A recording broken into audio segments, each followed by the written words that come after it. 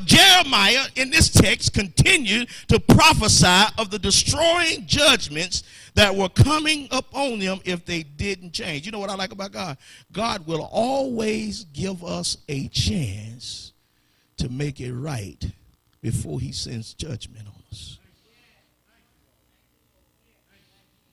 Y'all didn't hear me. See, it was a mandate on Jeremiah's life to prophesy what God said to the people so the people would have an opportunity to be reformed.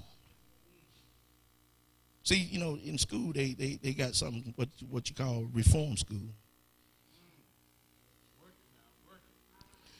Can I say this? The church is in reform school. Why? Because see, by now we should be a mature church. And I'm not talking about any local assembly. I'm talking about the church at large. Come on, somebody. Look at your neighbor and say, you the church. Watch this. If everybody in the church was just like you, what kind of church would church be? No, look at your neighbor when you say, if everybody in the church, look at your neighbor when you ask this, was like you,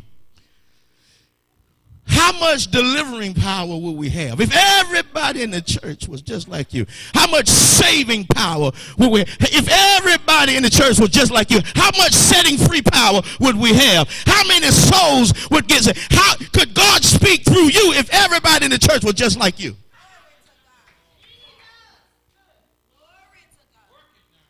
How much grace could God extend through you to save somebody else if everybody in the church was just like you?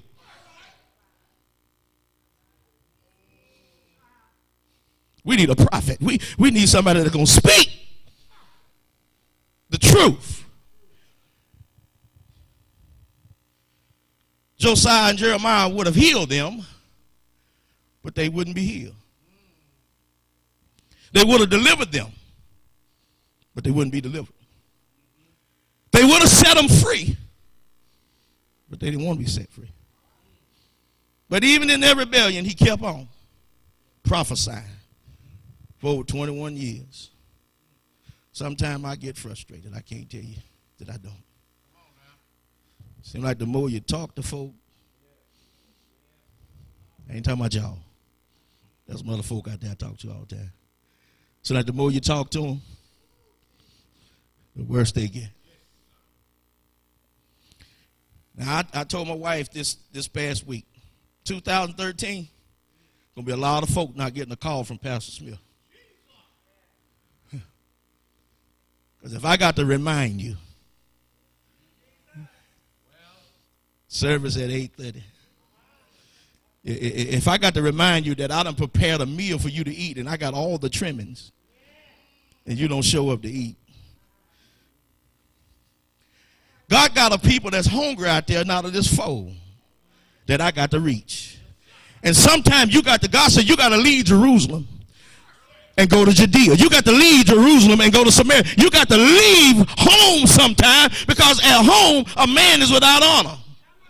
See, you're not going to get as much respect at home as you do when you go out. That's why he said go out to the highways and the hedges and compel them to come in. He said, I got a group of people that ain't heard what you got. That's why I've called you to nations, not just home. He didn't just call you to your house.